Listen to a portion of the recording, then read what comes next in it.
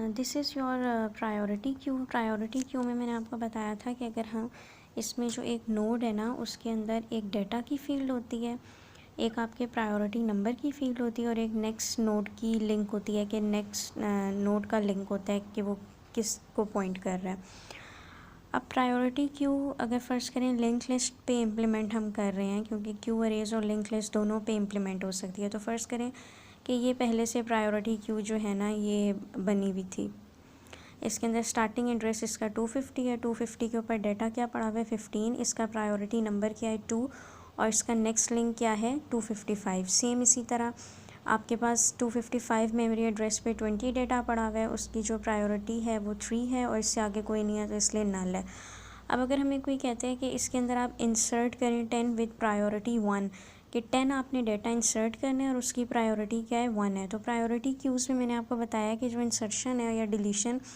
वो priority number की basis पे हो रही होती है। तो इसका चूँकि प्रायोरिटी नंबर 1 है तो इसका मतलब है कि इस 10 को यहाँ पे इंसर्ट होना चाहिए, यहाँ पे 10 आ जाएगा, ये इसका प्रायोरिटी नंबर 1 और इसको ये जिस मेमोरी एड्रेस पे लोकेट कर रहा है इसको उसको पॉइंट करना चाहिए 250 को, और इसका जो भी मेमोरी एड्रेस होगा वो आपके इधर स्टार्ट में आ जाना चाहिए। ठीक है, अब ये तो 15 से छोटा ही नंबर था 10 और इसकी प्रायोरिटी 1 थी तो हमने शुरू में इंसर्ट कर दिया। अगर कोई हमें 15 से बड़ा नंबर भी इंसर्ट करने को कहता है ना लाइक 20, लेकिन उसकी प्रायोरिटी क्या है 1 ही है, तो हमने उसको 15 से पहले ही इंसर्ट करना है, क्योंकि इसके अंदर जो इंसर्शन है वो प्रायोरिटी नंबर की बेस पे हो रही है। अब सिमिलरली अगर हमें कोई कहता है कि इंसर्ट करें आप 12 विद प्रायोरिटी उसकी क्या हो 4 हो, तो आपने इसको 3 के बाद क्योंकि 4 आता है तो आपने इसको यहाँ पे इंसर्ट कर दिया। 12 उसकी प्रायोरिटी क्या है 4 है और उसका क्योंकि इसके आगे अब कुछ नहीं है तो ये नल को पॉइंट करना चाहिए, और इसका जो ये जो इसका जो प्रीवियस नोड था उसका जो लिंक था वो अब इसके लिंक को पॉइंट करना चाहिए। फ़र्ज़ करें 260 पे अगर पड़ा हुआ है तो यहाँ पे 260 आना चाहिए।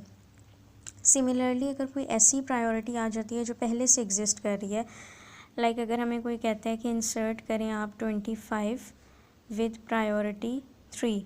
3 प्रायोरिटी का आप देखते हैं पहले से पड़ा हुआ है। ठीक है, तो आपने क्या करना है कि पहले से जो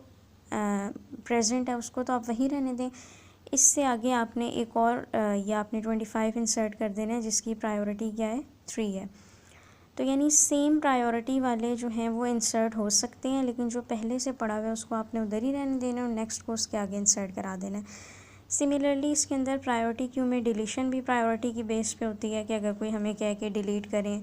10 जिसकी प्रायोरिटी 1 है तो 1 प्रायोरिटी पे जो भी पड़ा हुआ है उसको हमने डिलीट कर देना है यहाँ से। और आपके पास अगर फ़र्ज़ करें 2 सेम प्रायोरिटी नंबर्स आ रहे हैं जैसे 3 और 3, तो आपने सबसे पहले किसको प्रोसेस करना है, अगर डिलीशन का कहा जा रहा है या कोई भी ऑपरेशन परफॉर्म करना है तो सबसे पहले जो पहले प्रेजेंट है आपने उसको प्रोसेस करना है। तो एक प्रायोरिटी क्यू के अंदर इंसर्शन इस बेस पे हो रही होती है कि उसके जो भी प्रायोरिटी नंबर है उस बेस पे।